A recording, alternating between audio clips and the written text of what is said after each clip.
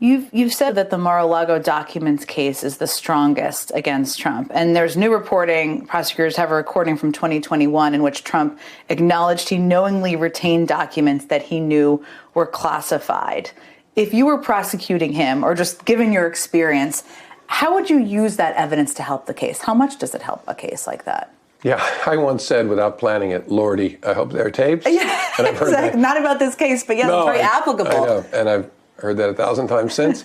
But tapes are amazing for a prosecutor because you can't cross-examine a tape. You can't call a tape a liar, a deep state operative. A tape is you saying what you think, which is why they're so valuable in an organized crime case, and they'll be so valuable and important to Jack Smith in this documents case.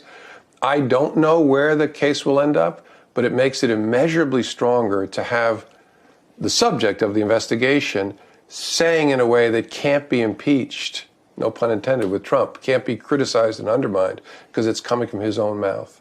That's why I once said, Lordy, I hope there are tapes. And Lordy, it's a good thing that there are tapes. Turns out it's an evergreen statement. Yes, it never goes away. Many of these cases.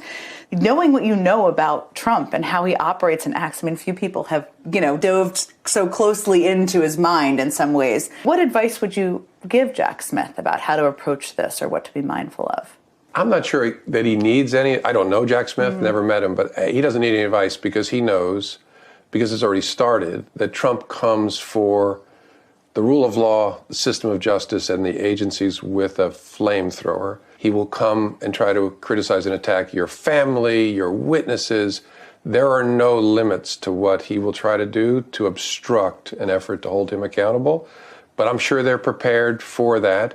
It's one of the reasons I'm sure they're being careful to make sure all their I's are dotted and T's are crossed if they're planning to charge this case. You know what it's like to lead politically sensitive investigations around a campaign. Given the current timetable of the cases and potential cases against Trump, of which there are multiple, he could be the presumptive nominee before any of these even go to trial. How concerning is that to you? Concerning to a prosecutor leading an investigation and to the FBI, because despite history, we desperately don't want to be involved in election time investigations and near them.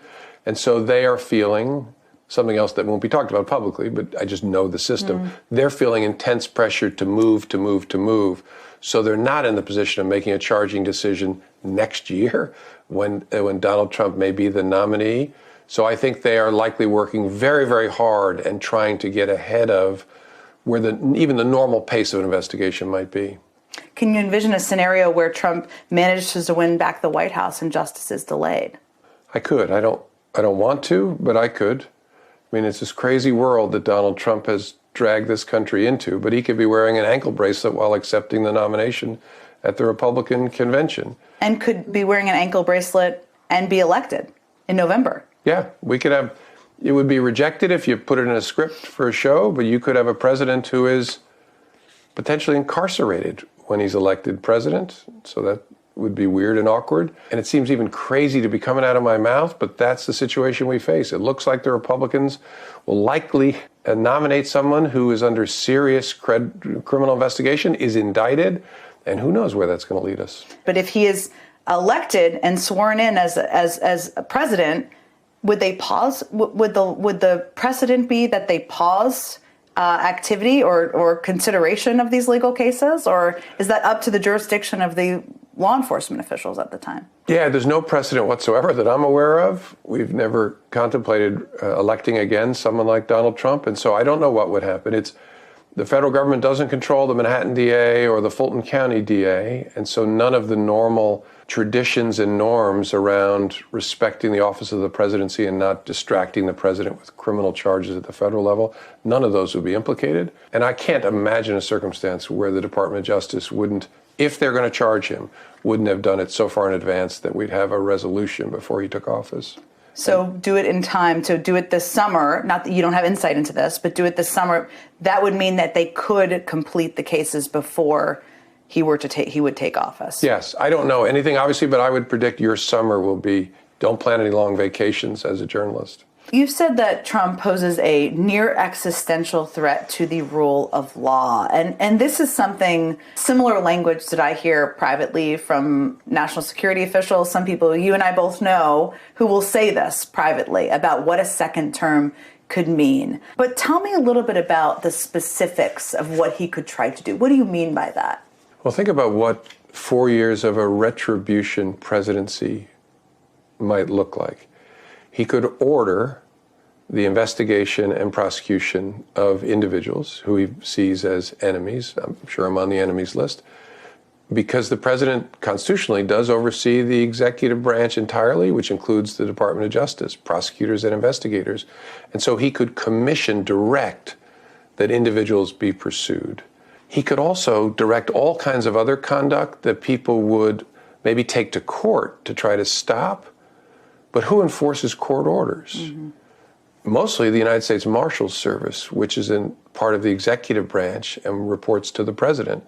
And so President Trump could say, I don't care what the Supreme Court says or these district judges say. I'm telling the Marshals Service, don't enforce the court order. And so our Constitution really does give a rogue president, which is what this would be, tremendous power to destroy. And so that's why I'm trying to warn people. Given the way he said he intends to operate if he's reelected, this will be something we could never have imagined. Again, it seems like science fiction in a way, but it's what another 4 years of Donald Trump really promises, which is why people criticize CNN for their town hall. I want the American people to stare at the threat that we're facing and understand that they cannot take the next election off. You were a Republican most of your life, but voted for, and you may still consider yourself one, but voted for Biden in 2020. Do you intend to vote for him again, or is there anyone on the Republican side you might consider if it's not Trump?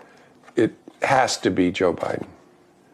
And I'm glad he's willing to serve. It has to be somebody committed to the rule of law, committed to the values of this country. And I'm not talking about policy. People can disagree about policy. There are things above those disagreements that all of us should think about the same way. The president must be someone who abides the law and our Constitution.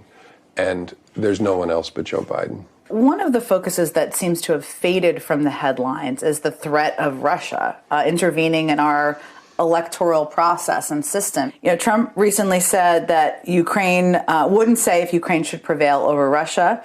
Given his affinity for Putin and his outlook on the war, do you expect, or should we expect, Russia to interfere on his behalf in 2024 if he's the nominee? Yes, of course. I mean, Vladimir Putin does not want Joe Biden to be president of the United States for reasons that I hope the American people see, because he acts in our national interest. He would very much like Donald Trump to be president again, because Donald Trump is, for reasons I still can't explain, very, very fond of Vladimir Putin. And so they will find ways to interfere. I hope our intelligence community is equipped to respond, maybe better than we did in 2016. They'll come for this election. So what should the media be telling the public about how to protect themselves or how to watch for that? What would you wish people were doing out there? I wish people were taking a breath and a beat before accepting something that they see online, especially rumors about people, or I don't know what it'll be over the next year.